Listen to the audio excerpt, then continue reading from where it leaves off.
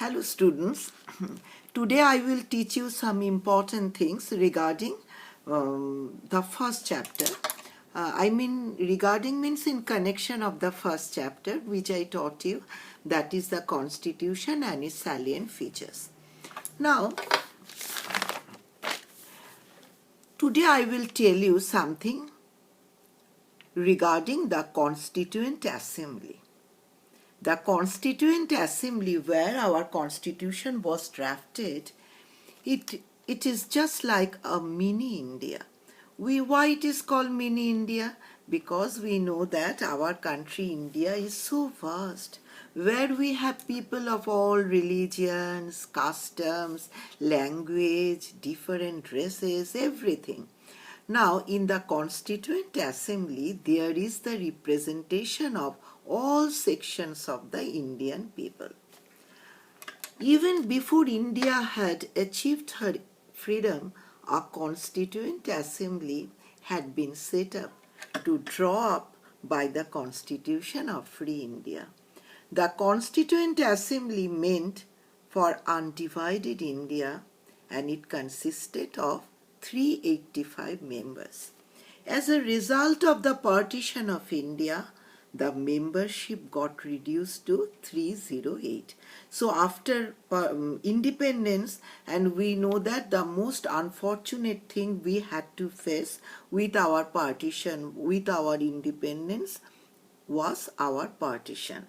Our country was partitioned, and India and Pakistan came into existed. Now, most of the members of the assembly was national heroes. Rajendra Prasad was the president. Jawaharlal Nehru, Vallabhbhai Patel and Maulana Abdul Kalam Azad were the ones whose contribution was outstanding. Dr. B.R. Ambedkar was the chairman of the Assembly's most important committee, that is the drafting committee. So Dr. B.R. Ambedkar, who plays the most important role in drafting our constitution, he was the chairman of the Assembly's most important committee, that was the drafting committee.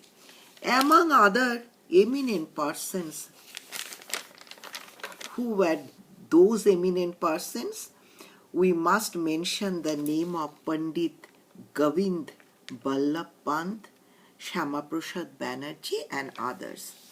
All major and the smaller communities, the Hindus, the Muslims, the Sikhs, the Anglo-Indians, the Christians, the Parsis, had proper representation in the Constituent Assembly. And not only this, the weaker sections, and in particular the scheduled caste and scheduled tribes, were also given due representation in the assembly. Thus the assembly was constituted by people from all sections of public life. Thus it was considered as mini India. All major regions and sections of the society were represented in the assembly. That was natural if the assembly was to be the mirror of the nation. So the Constituent Assembly was considered as the mirror of our nation India, because there we got the representatives of all sections of the Indian communities. So that is all. I want to mention these few things regarding our Constituent Assembly. The members of the Constituent Assembly, and moreover our Dr. B.R. Ambedkar, who played rather very important and significant role in drafting the constitution of our country. An Indian constitution, we know, the lengthiest and the largest constitution in the whole world. Now students, you note the probable questions. The first question is, why the Constituent Assembly is known as mini India? Shall I repeat it? Question number 1 is, Why the Constituent Assembly is known as Mini India. Number 2, name the important personalities of Constituent Assembly. Number 2, name the important personalities of Constituent Assembly. Question number 3, who was the chairman of the Assembly? That is, who was the chairman of the Assembly's most important committee? That is the drafting committee. So these are all the probable questions. Answer is very short and answer must be to the point. And with today's lecture, I am going to finish my first chapter of civics, that is the Constitution and its salient features.